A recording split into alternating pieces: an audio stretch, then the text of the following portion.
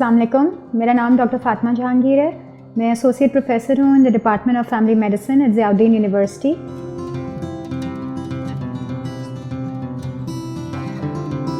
Depression is very common. Major depression जो एक बीमारी है, it is very important to know and how do we differentiate it from sadness. हर कोई रोज़मर्रा के मामलात में थोड़ा अफसरदा हो सकता है, उदासी मायूसी हो सकती है, जो कि एक बीमारी नहीं कही जाती। जब वो बहुत ज़्यादा ओवरवेलमिंग हो जाती है और वो पिछले 2 हफ्ते में अगर मेजर वक्त आपका इसी उदासी मायूसी में चलता है और मोस्ट ऑफ द टाइम आप डिप्रेस लो फील करते हैं और आपको अपना जो नॉर्मल काम होता है उसमें दिल नहीं लगता। जैसे अगर कोई हाउसवाइफ है और उसका अपना बच्चे संभालने में, फैमिली को हैंडल करने में, कुकिंग में और अपने जो उसके रोज़मर्रा के रेगुलर काम है, अगर उसमें दिल नहीं लगेगा तो वो डिप्रेशन का सिम्टम हो सकता है। और इसके साथ ही अगर ये 2 हफ्ते से ज़्यादा होता जाए तो ये अब एक बीमारी बनती जा रही है, जो कि सिर्फ एक सैडनेस या अफसरदगी नहीं रह गई।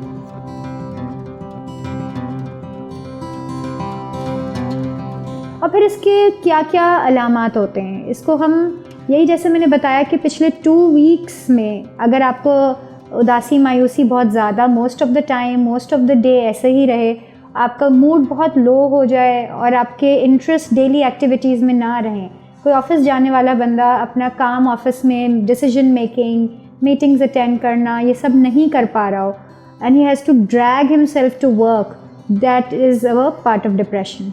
देन इसके अलावा और अलामात भी हमें देखने चाहिए, जैसे रोना आना ज़्यादा हम ख़वातीन में ज़्यादा देखते हैं कि दे cry easily.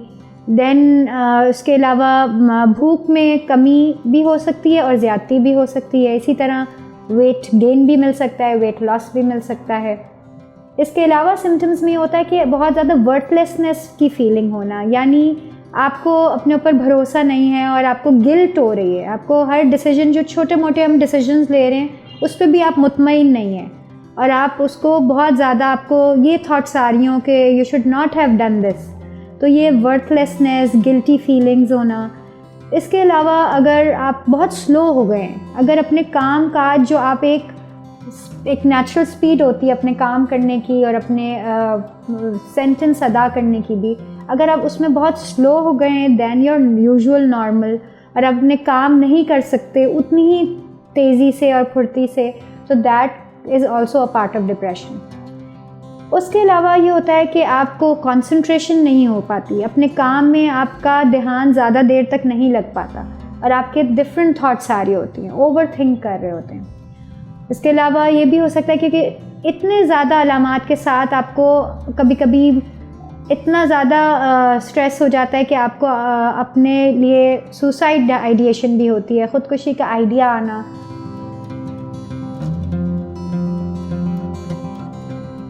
First time depression होता है उसको ट्रीट करना फिर भी आसान है, उसको हम एक पूरी मुद्दत तक ट्रीट करना, यानी कम से कम 6 महीने का ट्रीटमेंट नेसेसरी है। यूजुअली लोग क्या करते हैं कि बहुत कम ट्रीटमेंट इस्तेमाल करते हैं, महीना 2 महीना, और फिर छोड़ देते हैं।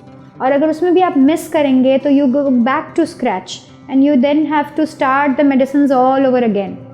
तो क्योंकि सेकेंड टाइम डिप्रेशन अगर किसी को हो जाता है तो वो बहुत बुरा डिप्रेशन होता है, वो उसको ट्रीट करना भी आसान नहीं होता और उसके सिम्टम्स ख़त्म होना टाइम के साथ भी बहुत मुश्किल हो जाते हैं। तो जब भी आपको लगे कि इतना स्ट्रेस हो रहा है जो आपके हैंडल नहीं कर पा रहे हों, तो डॉक्टर से मिलना, ताकि आप अपनी हर बात डॉक्टर्स को बताएं।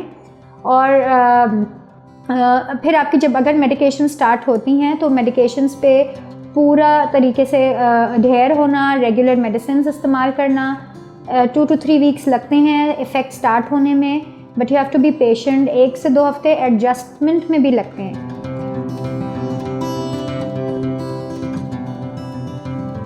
कभी कभी अगर मेडिकेशन साइड इफ़ेक्ट्स होते हैं, जैसे वज़न में ज़्यादती या फिर नींद नहीं आना या और सिम्टम्स, तो आपको अपने डॉक्टर को बताना बहुत ज़रूरी है, ताकि उस साइड इफ़ेक्ट्स को देखते हुए आपकी डोज एडजस्टमेंट हो।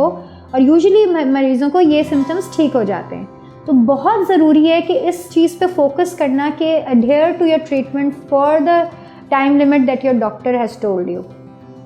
उसके बाद इसके अलावा अपने लाइफस्टाइल को चेंज करना भी बहुत इम्पॉर्टेंट है कि सिर्फ मेडिसिन्स नहीं है, रियल स्ट्रेसर्स तो हम किसी हद तक दूर नहीं कर सकते, मगर अपने आप को जो बिज़ी रखना और अपने पॉजिटिव थिंकिंग और अपना वॉक करना, एक्सरसाइज इसमें बहुत अहम है। 10 मिनट्स की फ़िज़िकल एक्टिविटी से ब्रेन हैप्पी हार्मोन रिलीज़ करता है,